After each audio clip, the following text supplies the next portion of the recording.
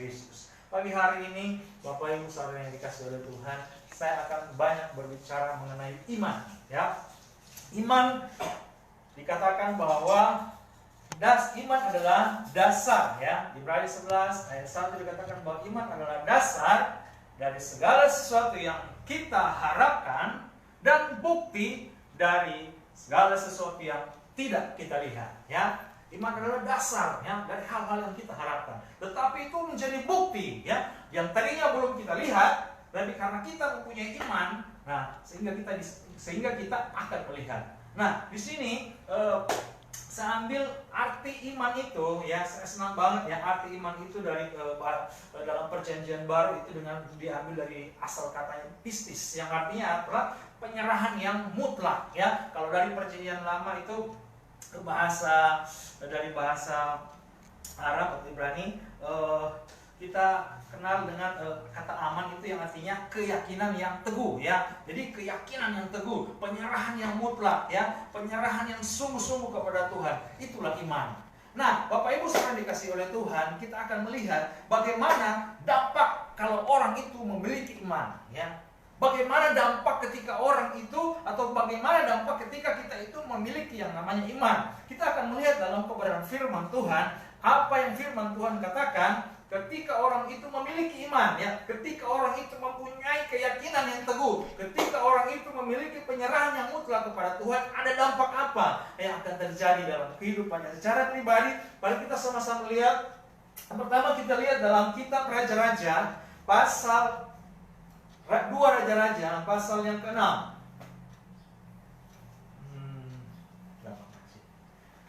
2 Raja-Raja tadi. 2 Raja-Raja pasal yang ke-6. 2 Raja-Raja pasal 6 kita akan lihat mulai dari ayat 15. 2 Raja-Raja pasal 6 mulai dari ayat yang ke-15. Ya. Ketika pelayan abdi Allah bangun pagi-pagi dan pergi keluar, maka tampaklah suatu tentara dengan kuda dan kereta ada di sekeliling kota itu. Lalu berkatalah bujangnya itu kepadanya, "Celaka Tuanku, apakah yang akan kita perbuat?" Ini kehidupan yang dialami oleh seorang nabi yang bernama Elisa, dan ini adalah bujangnya ya. Elisa waktu mereka melawan Aram ya, peperangan melawan Aram di sini ya.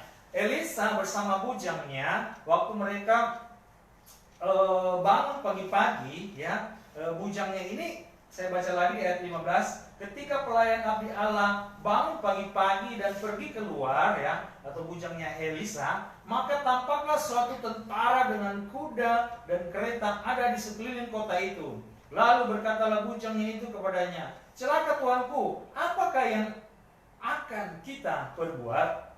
Nah, di ayat yang ke-16 dikatakan begini, "Jangan takut, sebab lebih banyak yang menyertai kita daripada yang menyertai mereka." Nah, saya ambil di sini bahwa pola pikir atau iman itu, yang pertama adalah iman itu membuat cara pandang kita itu berbeda. Ya, ada dua cara pandang yang kita lihat di sini. Kalau di ayat 15, ketika melihat tentara dengan kuda kereta di sekeliling kota itu, abdi Allah ini, maksudnya bujangnya ini berkata, "Celaka Tuanku, apa yang harus kita berbuat?" Nah, berarti di situ ada satu ketakutan ya. Ketika bujangnya Elisa melihat bahwa ada satu tentara ya, kalau di sini di zaman ini kalau kuda atau tentara yang berkuda itu adalah pasukan elit ya.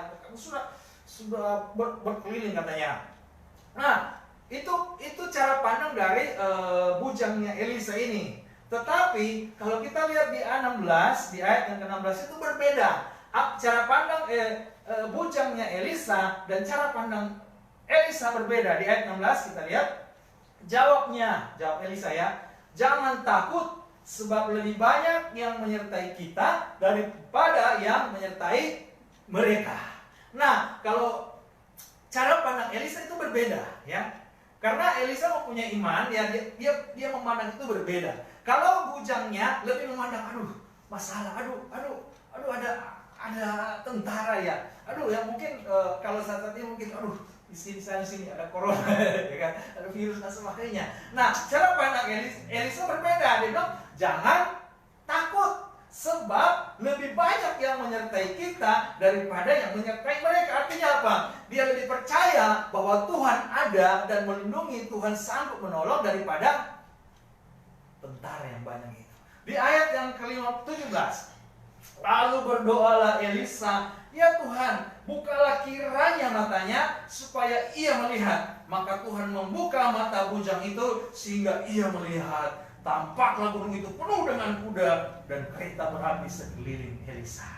Nah, Bapak Ibu saudara yang kasih Tuhan, yang pertama di sini adalah ketika kita memiliki iman ya, kita itu bertambah terus dalam iman ya. Ada hal-hal yang luar biasa akan Tuhan perlihatkan kepada kita. Kita tidak lebih fokus kepada masalah itu, tapi kita lebih fokus kepada Tuhan yang menolong kita. Amin.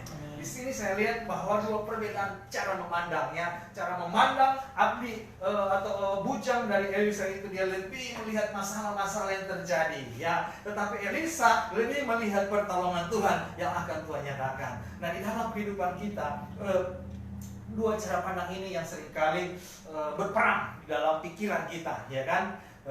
Dua pemikiran ini, ada saat mungkin ada yang mengatakan, aduh Tuhan pasti tolong saya. Tetapi ada kalanya masalah itu, aduh Tuhan, gimana ya saya begini, terus saya harus begini Tuhan. Tetapi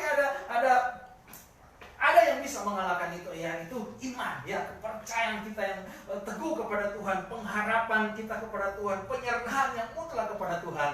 Itu yang akan mengalahkan setiap ketakutan, setiap kekhawatiran. Di ayat 17 juga saya lihat bahwa lalu Elisa berdoa, ya kan? Lalu Elisa berdoa, ya Tuhan, bukalah kiranya matanya supaya ia melihat. Ada kalanya mata hati kita itu tertutup. Ada kalanya mata iman kita itu tertutup, ya, sehingga kita tidak melihat bahwa Tuhan sudah siapkan pertolongan kita di depan. Tuhan sudah siapkan hal-hal yang indah di depan. Amin. Itu makanya kita harus buka mata hati kita. Bagaimana supaya kita bisa membuka mata hati kita? Kita harus selalu, ya, seperti dalam hal ini mereka berdoa, ya. Elisa berdoa, ya, dia berdoa terus, artinya komunikasi dengan Tuhan supaya Tuhan lakukan mujizat. Di ayat 17 lalu berdoa Elisa, ya Tuhan, bukalah kiranya matanya supaya ia melihat. Maka Tuhan membuka mata bujang itu sehingga ia melihat. Tampaklah gunung itu penuh dengan kuda dan kereta berapi sekeliling Elisa.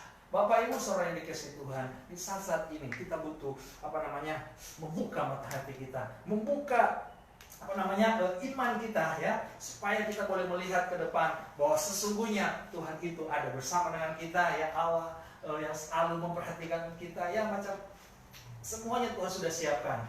Pertolongan Tuhan, dia memelihara kita dan lain-lain sebagainya. Kemudian ayat 18, ketika orang-orang Aram itu turun bertangan dia, berdoalah Elisa kepada Tuhan, bukakanlah kiranya matanya orang-orang ini. Maka dibutakannya mata mereka sesuai dengan doa Elisa. Kemudian berkatalah Elisa kepada mereka, bukan ini jalannya dan bukan ini kotanya, ikutlah aku, maka aku akan mengantarkan kamu kepada orang yang kamu cari. Lalu diantarkannya mereka ke Samaria. Maksudnya di sini adalah, yang saya mau ambil di sini bahwa kalau Tuhan di pihak kita, Tuhan punya banyak metode, Tuhan punya banyak cara untuk menolong kita, untuk memberkati kita. Amin. Tuhan punya banyak cara untuk membukakan jalan bagi kita. Tuhan punya banyak cara untuk melepaskan kita. Tuhan punya banyak cara untuk mendatangkan berkat-berkat bagi kita. Nah, jadi yang pertama di sini bahwa apa dampak ketika kita memiliki iman? Cara pandang kita berubah. Kalau dulunya lebih fokus kepada masalah, tetapi ketika kita beriman, kita fokus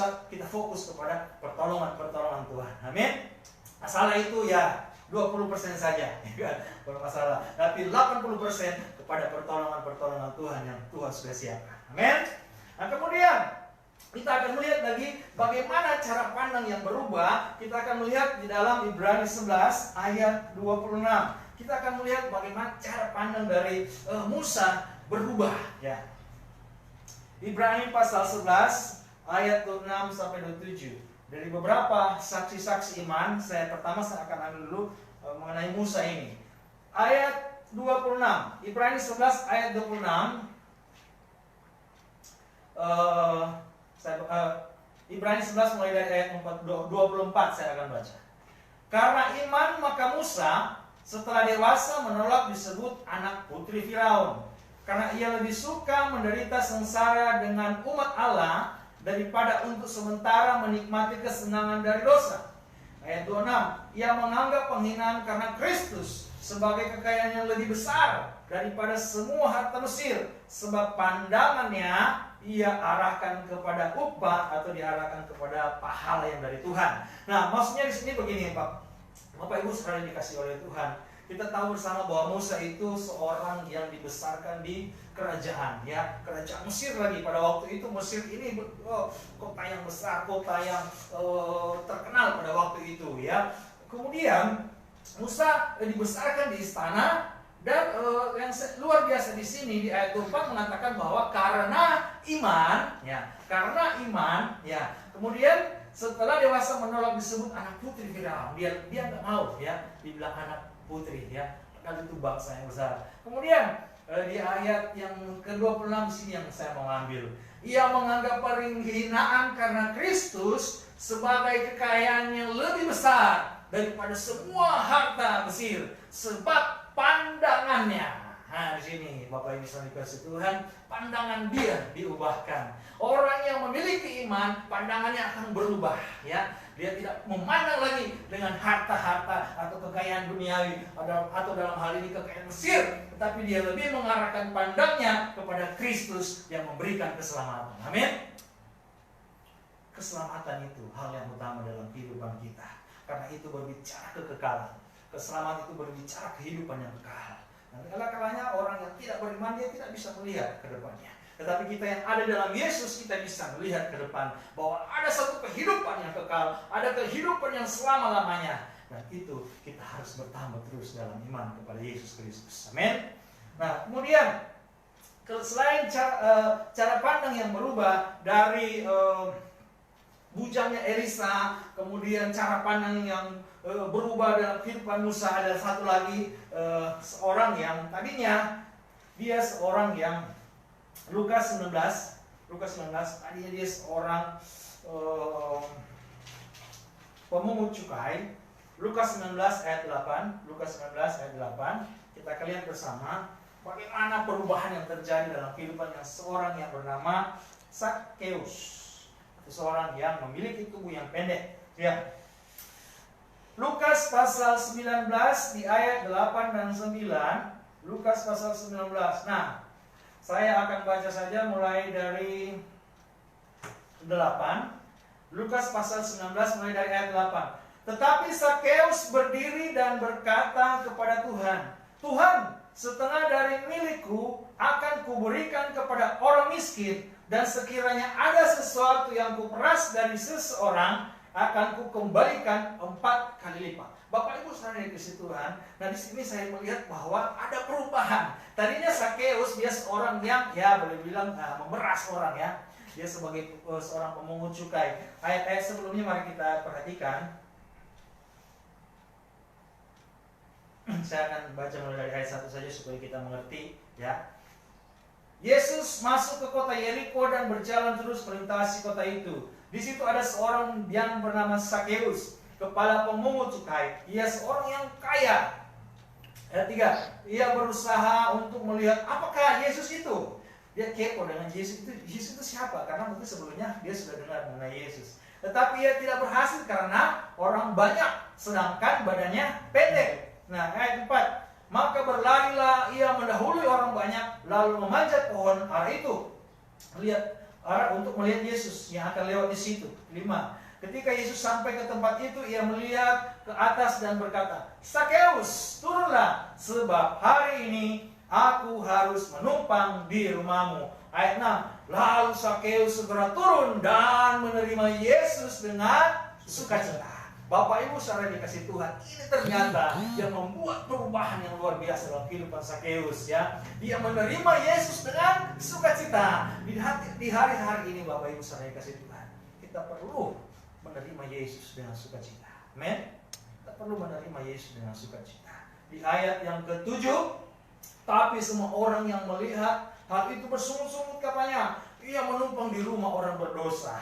Kemudian ya itu perkataan orang ada kalanya seperti itu, kita nggak perlu dengar ya. Memang ada ketika kita datang kepada Tuhan, ketika kita bertobat hidup sungguh-sungguh dengan Tuhan, ya bisa saja ada orang-orang seperti ini, bisa saja mencibir, bisa saja ada orang yang seakan-akan ngapain dia, kok dia seperti begini-begini ya. Kita tidak perlu mendengarkan mereka. Kita fokus dengan Tuhan. Di ayat yang ke-7 ayat 8, tapi Sakeus berdiri dan berkata kepada Tuhan, Tuhan, setengah dari milikku akan kuberikan kepada orang miskin, dan sekiranya ada sesuatu yang kuperas dari seorang akan kukembalikan 4 kali lipat. Dan ayat 9, Yesus berkata, kata Yesus kepadanya, hari ini telah terjadi keselamatan kepada rumah ini, karena orang ini pun anak Abraham. Amin. Bapak Ibu saudara yang dikasih Tuhan, banyak makna yang bisa kita ambil di sini.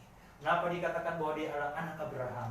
Dia adalah anak atau dia adalah orang yang berhak akan janji-janji Tuhan. Kita yang menerima Yesus ya, kita berhak akan janji-janji Tuhan kepada Abraham. Amin.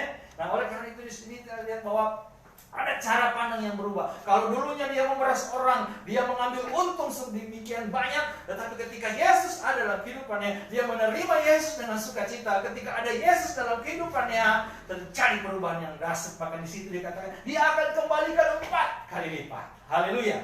Ini perubahan yang dahsyat. Saya nggak tahu dalam kehidupan kita apa perubahan apa yang sudah terjadi dalam kehidupan kita ketika kita menerima Yesus. Ya, Bapak Ibu selalu dikasih Tuhan. Jadi dampak kalau kita memiliki iman ya, ada cara pandang yang berubah ya, cara memandang kita dengan masalah itu akan berubah, cara memandang kita terhadap orang lain itu akan berubah ya. Yang dulu yang mungkin negative thinking menjadi positive thinking. Ketika menghadapi orang mungkin yang begini dan begitu, kita akan berubah cara pandang kita karena kita sudah memiliki cara pandang iman, cara pandang dari Tuhan. Amin. Nah, kemudian saya ambil di sini bahwa orang yang memiliki iman itu dia akan berubah cara berpikirnya. Ya, kalau tadi cara pandangnya berubah, nah pola pikirnya ya atau paradigmanya akan berubah cara berpikir. Mari kita lihat satu contoh dari seorang yang bernama Abraham di Ibrani 11. Saya akan lihat ayat yang 19. Ibrani 11 ada cara pandang yang berubah. Ada cara berpikir yang berubah. Nah, di Ibrani 11 di ayat yang ke-19 di sini dikatakan bahwa karena ia berpikir, kalau saya baca di atas saja biar kita mengerti. Ayat 17, karena iman maka Abraham tak kalah dicobai mempersembahkan Ishak, ia yang telah menerima janji itu rela mempersembahkan anaknya yang tunggal. Walaupun kepadanya telah dikatakan keturunan yang berasal dari Ishaklah yang akan disebut keturunanmu, ayat 19. Karena ia berpikir bahwa Allah berkuasa membangkitkan orang-orang sekalipun dari antara orang mati, dan dari sana ia seakan-akan telah menerimanya. Bapak Ibu saudara yang ayat ini sangat luar biasa ya. Banyak hal-hal yang bisa kita dapat dari pembacaan kita pada saat ini ya. Tapi saya tidak bisa menggali lebih dalam. Saya hanya mengupas sedikit. Tapi saya rindu supaya ada rema ya yang bisa kita nikmati di dalam ayat-ayat ini. Ada sesuatu yang Tuhan sampaikan, ada pesan-pesan khusus yang bisa Tuhan sampaikan kepada kita di pagi hari ini. Di sini saya dapati bahwa cara berpikir ayat 19, karena ia berpikir. Bapak Ibu, saya akan ceritakan sedikit. Abraham ini sampai dia masa tua, ya, dia belum memiliki keturunan, dia belum memiliki anak. Padahal Tuhan sudah janji. Tuhan sudah janji bahwa keturunanmu akan menjadi sangat banyak ya.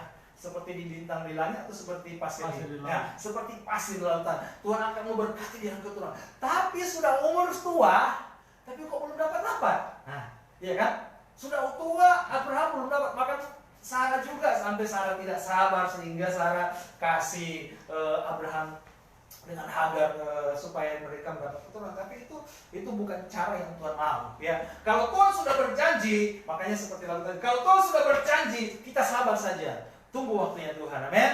Ada waktu yang indah, ya. Ada waktu dan Tuhan tidak pernah berdosa akan apa yang Dia janjikan.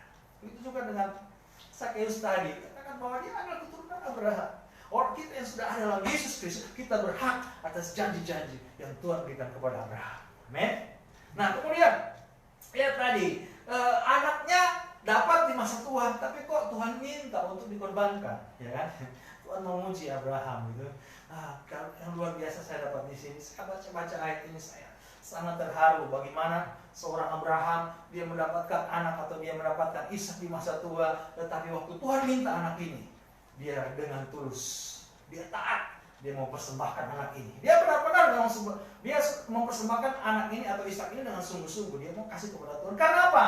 Ternyata ada pola pikir yang berubah dari kehidupan Abraham. Di ayat 19, karena ia berpikir. Nah, Bapak Ibu saya kasih Tuhan, bagaimana dengan pikiran kita saat ini, ya kan? Apa yang kita pikirkan saat ini? Apakah kita berpikir negatif mengenai Tuhan? Dan mungkin ya ada kejadian-kejadian yang meresahkan, ya kan? Corona dan sebagainya, ya kan? Sering jadi polemik, ya, sering menjadi pandangan-pandangan yang berbeda-beda. Begini, kok ada anak-anak Tuhan, kok ada hamba Tuhan, bahkan mungkin ada gereja yang mengalami hal ini. Bapak Ibu saudara yang dikasih Tuhan, kita harus merubah cara berpikir kita kepada masalah itu.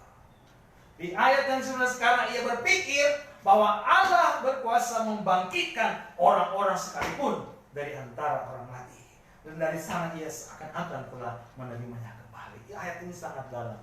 Saya janji dan saya rindu untuk satu waktu kita akan mengupas ayat ini, kita akan menggali ayat ini.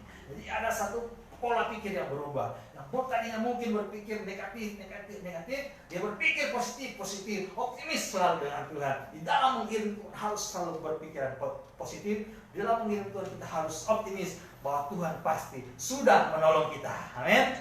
Itu akan terjadi. Karena di dalam Tuhan itu percaya dulu. Ya, percaya dulu baru terjadi. Percaya dulu baru terjadi. Makanya Tuhan Yesus mengatakan bahwa berbahagialah kamu yang belum melihat tapi percaya. Mengirim Tuhan percaya dulu, ya kan? Percaya baru terjadi.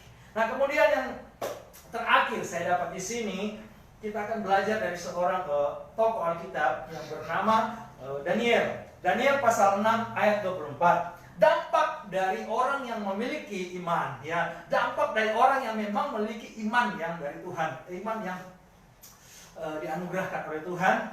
Di Daniel pasal 6 ayat 24. Pertama, orang yang memiliki iman, dampaknya cara pandangnya akan berubah. Kemudian yang kedua saya ambil bahwa orang yang memiliki iman, cara berpikir atau pola pikirnya akan berubah. Dan yang ketiga, orang yang memiliki iman, ada dampak yang terjadi dalam kehidupannya. Saya mau ambil dalam Daniel pasal 6 ayat yang ke-24. Daniel pasal 6 di ayat yang ke-24 kita akan belajar dari seorang yang bernama Daniel. Kita lihat saja ayat yang ke-23, 24 ini. 24 ya. Nah, di ayat 24, lalu sangat sukacitalah raja dan ia memberi perintah supaya Daniel ditarik dari dalam gua itu. Maka ditariklah Daniel dari dalam gua itu dan tidak terdapat luka apa-apa padanya karena ia percaya kepada Allahnya. Bapak Ibu saudara yang dikasih Tuhan, ya, di sini ada satu alasan, ya, kenapa Daniel bisa dilepaskan dari gua itu. Kenapa singa-singa lapar itu tidak memakan Daniel? Bapak Ibu saudara dikasih Tuhan, ini harus kita selidiki. Ada apa gitu kan? Ada apa sehingga singa-singa itu tidak memakan Daniel? Padahal ketika Daniel ditarik dari gua itu, orang-orang yang ditarik di situ, singa-singa itu memakannya dengan lahap. Bahwa waktu orang-orang itu ditaruh di situ, orang-orang yang lain selain Daniel belum sampai ke tanah, singanya langsung loncat makan mereka. Itu ditulis di ayat selanjutnya, tapi kita nggak usah baca. Ya, yang saya mau ambil di sini, ada apa sehingga Daniel tidak terjadi apa-apa? Saya baca lagi ayat 4, Daniel pasal 6 ayat 4. Lalu sangat sukacitalah raja dan ia memberi perintah supaya Daniel ditarik dari dalam gua itu. Maka ditariklah Daniel dari dalam gua itu dan tidak terdapat luka apa-apa padanya karena ia percaya kepada Tuhan, kepada Allah. Bukan dia percaya kepada raja, ya. Bapak Ibu saudara dikasih Tuhan, pengharapan kita ya hanya kepada Tuhan. Amin. Saya nggak tahu ya gimana jadinya kalau dia hanya, memang raja waktu itu saya lihat bahwa raja itu membela dia sebenarnya. Makanya waktu ditarik dari gua singa kan raja itu bersuka cita. Raja sebenarnya sayang dengan Daniel ya, kalau saya lihat di sini. Tetapi dia tidak mengandalkan raja. Walaupun secara manusia, secara lahiriah raja bisa memberi keputusan pada waktu itu. Raja bisa menolong dia, ya kan? Raja bisa berbuat dalam hal keputusan itu. Tetapi yang saya ambil di sini, Daniel tidak mengandalkan raja itu. Tetapi ia percaya kepada Allahnya. Dia percaya kepada Tuhan. Adakah kita di saat-saat ini? Kita lebih percaya Tuhan daripada kita lebih percaya dengan orang-orang, penguasa sekalipun. Penguasa sekalipun. Adakah kita lebih percaya kepada Tuhan saat-saat ini? Nah, saya tidak percaya. Ketika kita mempercayakan hidup kita sepenuhnya kepada Tuhan, ya, kita mempercayakan atau kita beriman sepenuhnya kepada Tuhan, saya yakin dan percaya kita akan terluput dari yang namanya bahaya. Amin. Tidak terdapat luka apa-apa kepada Daniel. Itu berbicara ada bahaya, ya, ada bahaya di sekitar kita, kita akan terluput karena kita punya kepercayaan yang teguh, ya, iman yang teguh kepada Tuhan. Orang yang memiliki iman yang teguh tentu saja dia akan taat. Nah, itu ada berkesinambungan sampai ke situ. Nah, Bapak Ibu saudara yang dikasihi oleh Tuhan, firman Tuhan pada pagi ini singkat, ya. Apa dampak dari orang yang beriman, ya? Apa dampak dari orang yang beriman? Yang pertama tadi, ia ada perubahan dalam cara memandang, ya. Dia mempunyai persepsi, ya, yang berbeda. Kalau dulunya persepsinya, dulu cara mandangnya selalu negatif, dia akan berubah. Kemudian pola berpikirnya semakin ada pengharapan yang teguh kepada Tuhan. Bagaimana Abraham, dia berpikir bahwa Tuhan itu bisa sanggup menolong dia, bahkan membangkitkan orang yang sudah mati sekalipun. Kemudian yang ketiga saya ambil di sini bahwa ketika kita memiliki iman, ya, iman yang bertumbuh dalam Tuhan membuat kita terluput dari bahaya. Kita terluput dari apapun yang mengancam dunia saat ini. Amin. Karena apa? Kita memiliki kepercayaan yang teguh kepada Tuhan. Dan ada satu tips bagi kita, Bapak Ibu saudara yang dikasih Tuhan, bagaimana sih supaya iman kita itu bertumbuh? Mungkin banyak orang, ya harus beriman. Kamu harus beriman. Iya beriman. Bagaimana supaya iman kita bertumbuh? Bapak Ibu saudara dikasih Tuhan. Mari kita akan lihat 1 Korintus pasal 12. 1 Korintus pasal 12. Saya akan memberikan satu tips bagi kita semua Bapak Ibu saudara kasih Tuhan. 1 Korintus pasal 12 di ayat yang ke-9.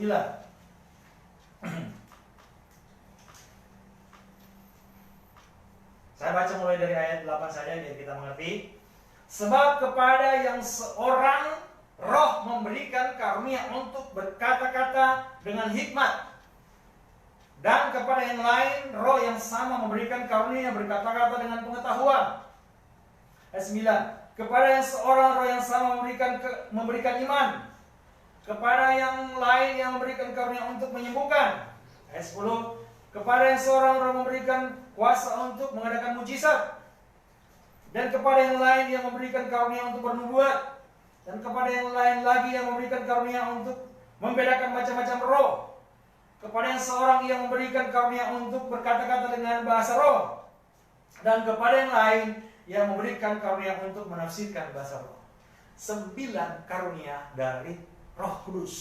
Bapak Ibu saudara yang dikasih Tuhan, 9 karunia roh ini, ya, ini bukan hanya sebagai bacaan biasa saja, tetapi karunia Roh Kudus itu dimiliki oleh orang-orang yang percaya. Amin. Pasti dimiliki, ya. Karunia-karunia roh ini akan sendirinya Tuhan kasih, tapi itu sesuai dengan kehendak Tuhan. Ada yang bisa berbahasa roh, dia membangun dirinya sendiri, ya kan? Dia berbahasa roh untuk membangun hubungannya sendiri dengan Tuhan dan lain-lain, ya. Kemudian yang saya mengambil di sini, kita akan fokus kepada ayat yang ke-9. Kepada yang seorang roh yang sama atau Roh Kudus memberikan iman. Jadi bagaimana supaya iman kita itu bertumbuh, Bapak Ibu saudara dikasih Tuhan? Kita harus hidup dalam roh. Ya. Kadang-kadang orang kita tanpa disadari bahwa imannya itu hanya sekedar logika. Saya juga dulu seperti itu. Ya saya beriman pada Tuhan Yesus Kristus. Natal, Paskah saya lakukan dan sebagainya, saya percaya Yesus Kristus Tuhan. Tapi secara logika, ya, tidak masuk dalam dimensi roh. Nah, kita harus masuk dalam dimensi roh, ya, supaya iman kita itu akan bertambah, bertumbuh terus. Bagaimana supaya dimensi roh kita itu bertambah? Kita harus menyembah Tuhan, ya. Kita harus selalu datang ke hadirat Tuhan, membaca firman Tuhan. Ada kerinduan yang tinggi untuk masuk dalam firman Tuhan. Dimensi roh kita itu harus naik. Sehingga Paulus pernah naik ketika keberapa itu, ya. Dia pernah mengalami satu keadaan dia ada dalam hadirat Tuhan yang luar biasa, ya. Itu dimensi roh, Bapak Ibu bisa dikasih Tuhan. Orang kalau hanya membatasi dengan logika atau pemikiran manusia, dia bisa tafsirnya bisa lain mengenai Tuhan. Bahkan dia tidak akan mengaminkan bahwa karunia-karunia roh ini bisa bermanfaat, bisa ada dalam kehidupan orang percaya. Tapi kita yang ada dalam Tuhan, ya, kita yang hidup dalam roh, menyembah Tuhan dalam roh dan kebenaran, dimensi ini kita akan alami, ya. Di mana, ya, tadi ayat 9-8 katakan roh memberikan kata-kata hikmat, ya kan? Roh memberikan karunia berpengetahuan, ya, pengetahuan bisa tahu dan sebagainya. Ayat 9, kepada yang roh memberikan iman itu bertumbuh, bertambah terus. Kepada yang lain karunia untuk menyembuhkan, ya. Kita dikasih karunia untuk menyembuhkan. Ayat 10, kepada yang lain seorang roh, kepada yang seorang roh memberikan kuasa untuk mengadakan mujizat. Amin. Jadi mujizat itu terjadi kalau roh itu bermanifestasi dalam kehidupan kita. Itu bukan hanya sekedar kata-kata kosong, ya. Kemudian, dan kepada yang lain ia memberikan karunia untuk bernubuat, ya. Bernubuat juga bisa, ya. Kemudian seorang ia memberikan, dan kepada yang lain lagi memberikan karunia untuk membeda-bedakan roh. Kepada yang seorang ia memberikan karunia untuk berkata-kata dengan bahasa roh. Dan kepada yang lain ia memberikan karunia untuk menafsirkan bahasa roh itu. Lebih bagus lagi, lebih baik lagi, ya. Jadi tidak ada salahnya ketika kita bisa dipakai Tuhan untuk menyembuhkan, itu nyata. Tuhan pakai kita untuk berbahasa roh, lebih baik lagi kalau bisa menafsirkan. Bernubuat, ya kan? Bernubuat itu menceritakan sesuatu yang belum terjadi. Nubuat yang dari Tuhan itu pasti terjadi. Jadi ini semua dikaruniakan oleh rohnya. Kita kembali ke pokok kita tadi, yaitu bahwa bagaimana supaya iman kita itu bertumbuh. Kita harus selalu hidup dalam dimensi roh. Amin. Dimensi roh dalam penyembahan kita, ya. Roh Kudus itu naik terus. Karena saya mendapat satu pemahaman begini, bahwa kalau roh kita itu naik, dimensi roh naik terus, pengurapan kita bertambah terus, keinginan akan dosa akan berturun. Tetapi kalau dimensi roh kita itu turun, dosa akan naik. Itu ditulis dalam Galatia 5 atau Galatia 6 itu, ya. Perbuatan daging dan keinginan roh dan keinginan daging. Keinginan roh itu bertambah, keinginan daging akan turun. Tapi kalau keinginan roh turun, bisa jadi sama-sama, ya. Setengah 50-50. Dosa oke, Tuhan oke. Tapi kalau keinginan roh naik, keinginan dosa otomatis akan turun. Amin. Nah, saya percaya di dalam Yesus, ya, dalam penyembahan kita kepada Tuhan, menyembah Tuhan terus, belajar firman terus, tetap teguh dalam Tuhan, iman kita itu akan bertambah, iman kita akan bertambah. Semua yang kita pelajari tadi bisa terrealisasi dalam kehidupan kita, sehingga kehidupan kita selalu merasakan yang namanya damai sejahtera, sukacita, sejahtera, damai dan sejahtera yang daripada Tuhan. Kita nyanyikan pujian tadi, janjimu seperti fajar pagi hari.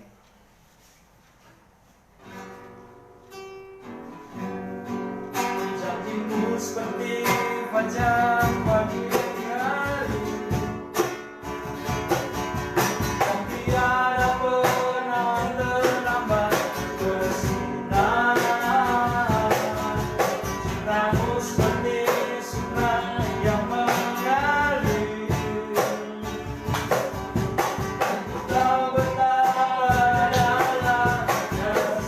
Sekali lagi janjimu, janjimu seperti fajar pagi.